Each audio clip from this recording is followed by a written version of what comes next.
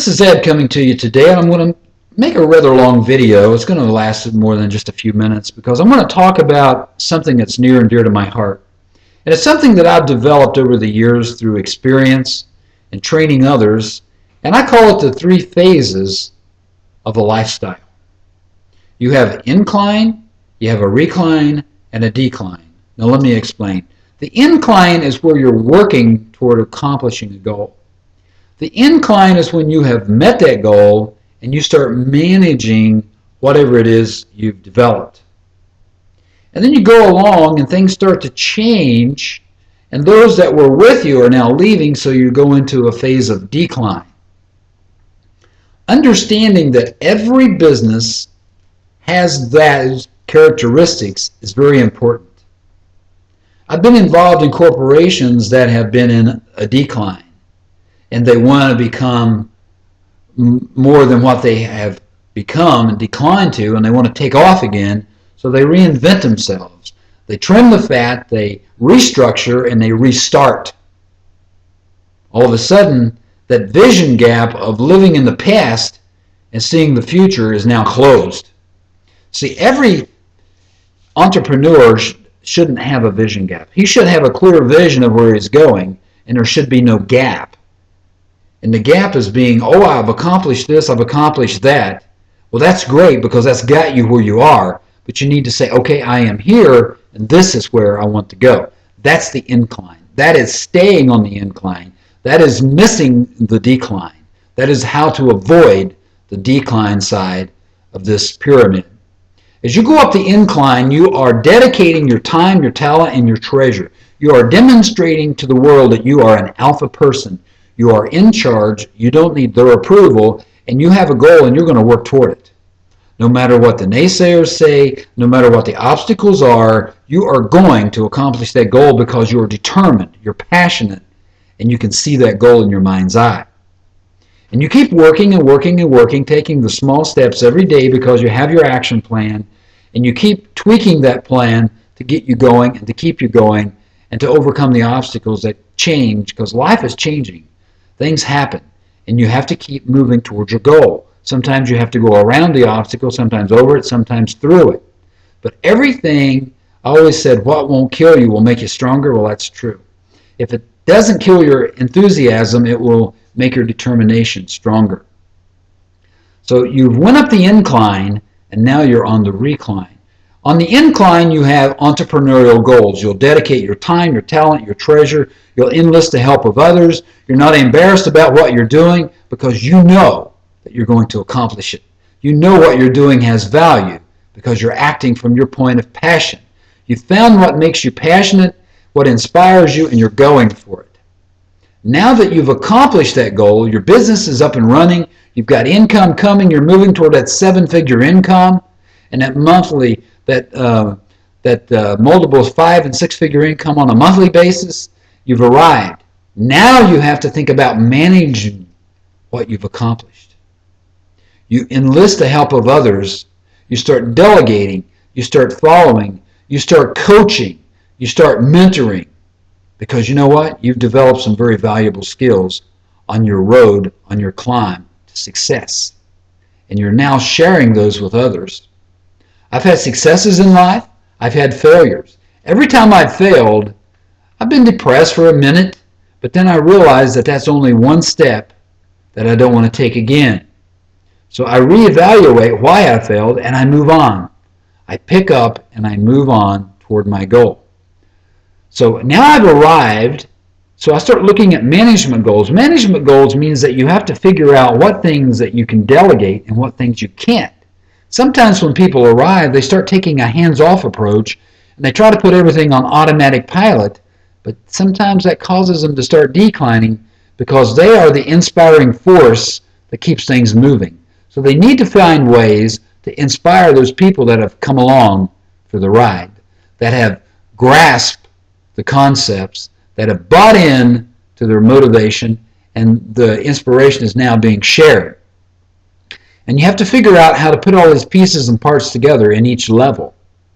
You figured out how to get there. Now that you've gotten there, what do you do with it?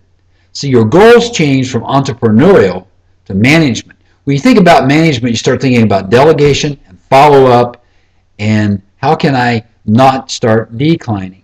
Well, companies out there such as McDonald's or Bob Evans or General Motors, they go through growth cycles just like that. They're on the incline, they grow. Then they arrive, they plateau, then they start declining. We just saw that in the automotive industry. And they had to restart several companies. And they had to become lean and mean, if you would. They got rid of the fat. They got rid of the things that were not performing, that were dragging them down so that they might soar. There's no saying down south, if you can't run with the big dogs, you best stay on the porch. Well, I've always tried to run with the big dogs or have them chase me because I wanted to be the most motivated and accomplish more than the person following me. They always told me to lead, follow, or get out of the way. Well, when you decide to lead, you're on that incline. Now, when you want people to follow you, you have to share your passion. When you get to a point of accomplishment, don't forget those that have brought you to the dance. That's when you start managing and showing others how to be successful. It's called coaching and mentoring. Now, when you start seeing things decline, you have to start figuring out what is not working anymore and try something new. You have to always be bringing in new blood and new ideas and new ways to keep your business going, to keep yourself going, finding new points of motivation, new touchstones in your life, new reasons to keep going. See, that's what it's about. That's why some companies just continue to grow and expand and become very large conglomerates. Many large conglomerate companies that we see today started with a thought. They started in someone's living room. And there's some great network marketing companies that are still going that have changed form, but they started in a living room with an idea. Someone had a vision, and they made it a reality, and they took others with them. That's what I'm talking about. So the three phases are the incline, the recline when you manage what you're doing, but sometimes when we become reclining and we move back, we get a little lazy. We don't want to move from that comfort, from that position of comfort. And so things start to change around us. So what I want to try to get you to do today is to stay involved till you arrive at your goal. Take action. Continue to take action. Continue to be motivated. Share your inspiration. But let your actions speak for you. Others will see your actions and they'll join you. They will be attracted to you because you're positive, you're motivated, and you're going somewhere. And that's the kind of people that we want to follow. That's the kind of people that we want to emulate. That's the kind of models that we want to have in our life. Positive, action-taking, moving, getting things done kind of people. Those are the ones to follow. Now, once we arrive and we start managing our company, our accomplishments, always keep doing personal development. This will keep you sharp, it'll keep you focused, and it'll be bringing new ideas to you that you can apply to what you've accomplished. By all means, try to avoid the decline. When you get on the decline side, here's what happens. You start managing what's been handed to you or what you've accomplished, and your mindset is old, it won't work today, and things are starting to happen. People are starting to leave you because nothing new is happening. You're not reaching new people. You're not getting new people involved in your opportunity. You're not getting new people involved in your business. You're not attracting new blood. See, that's what causes the decline. And that mindset then, where we used to have entrepreneurial goals in the incline, we're managing in the recline, we're starting to have survival goals. How can I squeeze a little bit more out of what I have? See, that's survival goals. Instead of saying, how can I grow what I have? See, and that brings me to the last thing I'm going to talk about. There's two mindsets. That is what I call the shepherd. A shepherd will kind of lead wandering, aimlessly in a field, and he'll see that the sheep are taken care of that are following him, and that he's but they just kind of aimlessly wander along and don't accomplish much. And if there's any growth, it happens by chance.